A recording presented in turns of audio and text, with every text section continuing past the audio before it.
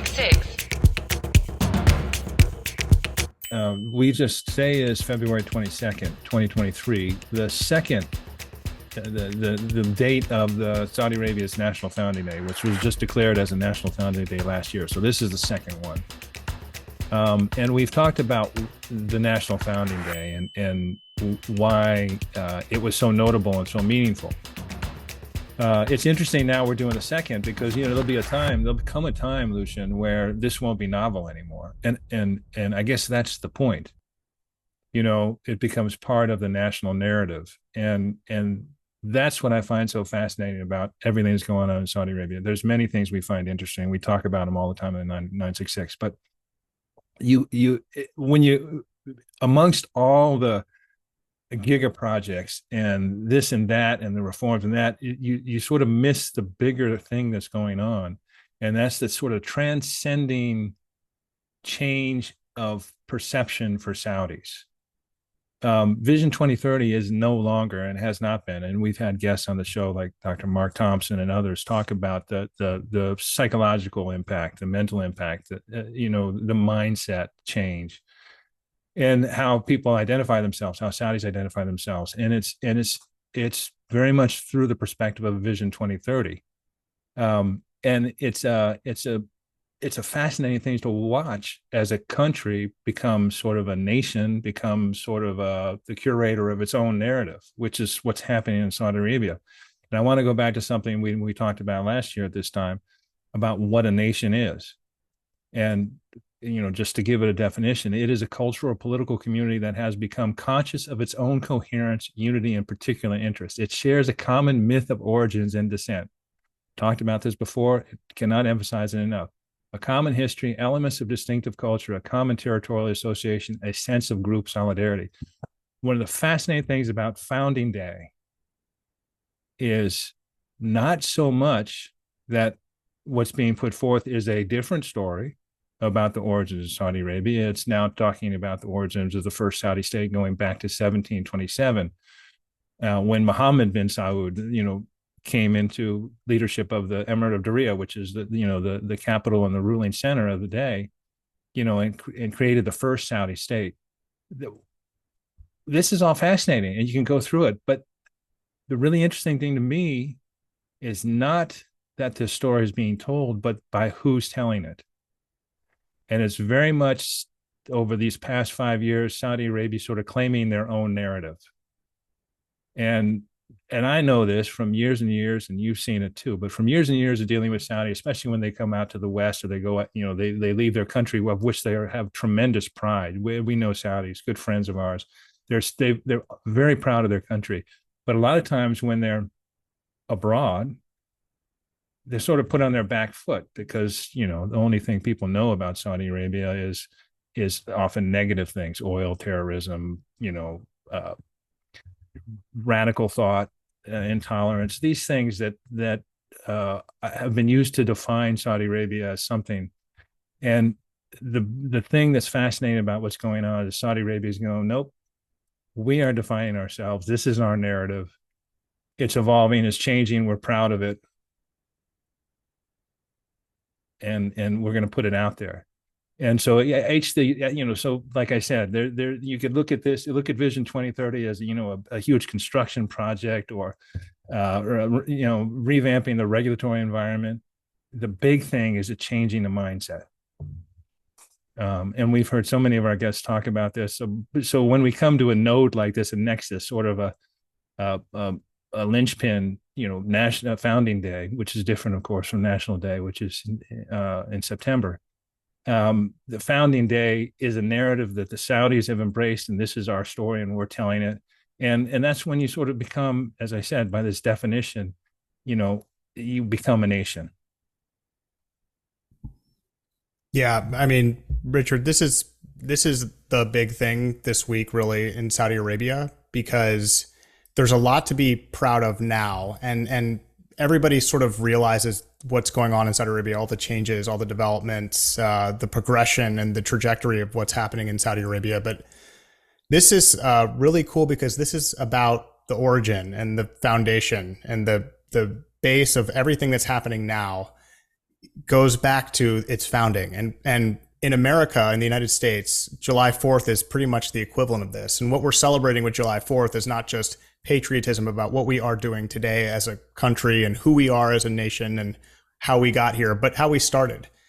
And it's how you start. And the story, every story has a beginning. And for Saudi Arabia, this is celebrating the beginning. And you can see it, Richard, really everywhere. I mean, it's not just, hey, we've got some new developments and some giga projects, and Riyadh is much more livable, and there's, you know, Michelin star restaurants here. It's, we are all one people and we have one identity here. And Saudis should be proud of their country, both where they came from and as an emerging power today. This is a really good one, Richard, too, because what it does when you have holidays like this, and this is the second year, last year they launched this holiday. And I feel like in September, they celebrate National Day, as you noted, and that's sort of celebrating the national identity of Saudi Arabia today. And then this is about the origins. And what you see in the developments happening in Saudi Arabia today is a very serious focus on where they came from.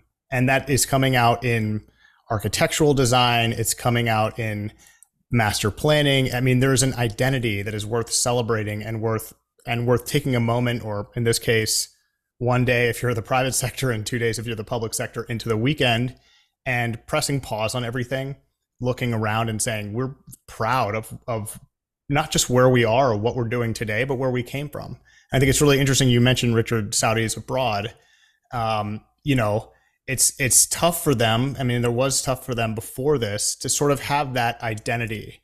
They usually visited nations like the UK and the United States as Saudis, and they wanted to fit in, and they do want to fit in wherever they go, just as we want to fit in when we go there. But there's an emerging sort of identity, and it's cool that this like crystallizes it among all Saudis, and all Saudis can be proud of this. And yeah, we're going to talk about this a little bit, but you can see it too in places like Diriyah Gate, the new development area there, which is just stunning. And you can see it in the celebration of Al Ula and these other places, archaeological places in Saudi Arabia, across Saudi Arabia, where they're saying, we know who we are today, but we really want to celebrate where we came from, just as we do here and other countries do as well. So this is a big thing. This is the big thing this week. And Saudis are celebrating, and on behalf of both of us, I believe I can wish everybody a happy founding day, because it's cool. It's cool to see, man. Well, I want to riff off two of your points if I can. I don't want to go too long. But the National Day, it has been in place for 90 plus years. And it's really a geopolitical designation. It recognizes that Saudi Arabia unified the peninsula into a state that's recognized by the UN and the world in 1932.